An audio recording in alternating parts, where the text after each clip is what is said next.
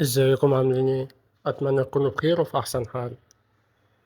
لو اول مرة تشوفوا القناة يا ريت تنزلوا دلوقتي تشتركوا وتفعلوا زر الجرس على الكل عشان يوصلكم كل جديد اول باول. وما تنسوش اللايك والشير عشان غيركم يستفيد. هنعرف يعني ايه انتهاء السنة المالية، والناس كانت فاكرة ان التسليم هيكون في نص السنة الجاية، بس المرة دي في تصريح جديد اتقال بطريقة مختلفة شوية، إن التسليم هيكون مع انتهاء السنة المالية، وده معناه إن المفروض أغلب الناس تستلم قبل منتصف 2026. بس خليني أكون معاكم صريح كالعادة، لسه في مدن كتير جدا ما فيهاش أي استعلامات خالص لحد دلوقتي، وفي مدن فيها أعداد مهولة ولسه الناس ما وصلهاش دورها، زي حدائق العاصمة، حدائق أكتوبر، العبور الجديدة.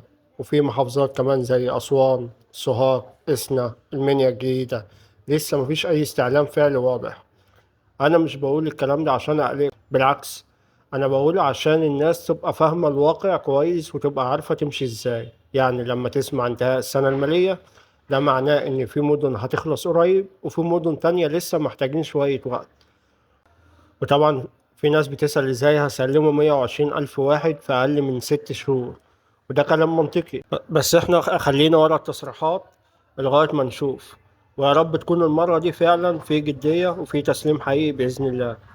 فاحسبوها كده معايا بالعقل، لو كل شهر بيتم تسليم 10 أو 15 ألف وحدة، يبقى ممكن فعلا نوصل ل80 ألف وحدة قبل منتصف السنة الجاية، وده هيبقى إنجاز حقيقي لو اتحقق.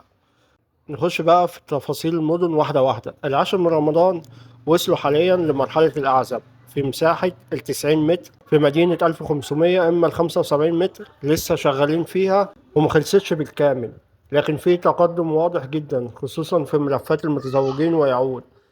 يعني إن شاء الله مش باقي كتير وتخلص.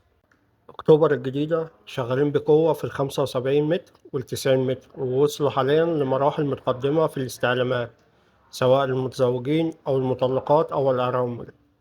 الناس بتسأل دايما عن التأخير، بس خلوا بالكم إن أكتوبر فيها ضغط كبير ضخم جدا وعدد ملفات كبير جدا، وده السبب في البطء النسبي هناك.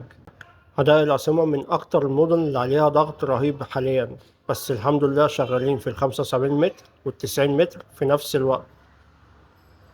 وصلوا تقريبا لمرحلة المتزوج ويعود، والأعزب لسه مدخلش في الاستعلامات إلا في حالات محدودة جدا زي ذوي الهمم فقط. يعني الأعزب لسه ما جالوش استعلام في العاصمة، فما يقلقش لأن الدور جاي بإذن الله. أول ما يوصلوا للمرحلة دي هتكون بشرة خير لناس كتير. العبور الجديدة برضو شغالين بس ببطء شوية في ال90 متر، وصلوا لمواليد التمانينات متزوج ويعود. أما ال75 متر بدأوا فيها وبعدين وقفت شوية. السبب الوقفة هو تأخير تسليم العمارات من المقاولين. زي ما انتوا عارفين لسه في عمارات تحت التشطيب أو الاستلام، ده بيأخر مراحل الاستعلام والبنك.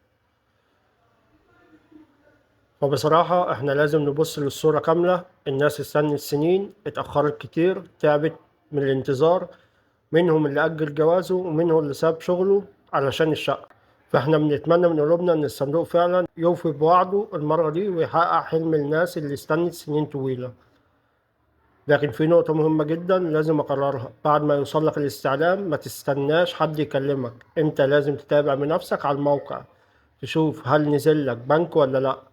لو مر شهر بعد الاستعلام ولسه البنك منزلش، كلم الصندوق فورا واستفسر، ممكن يكون في ورق ناقص أو مشكلة بسيطة.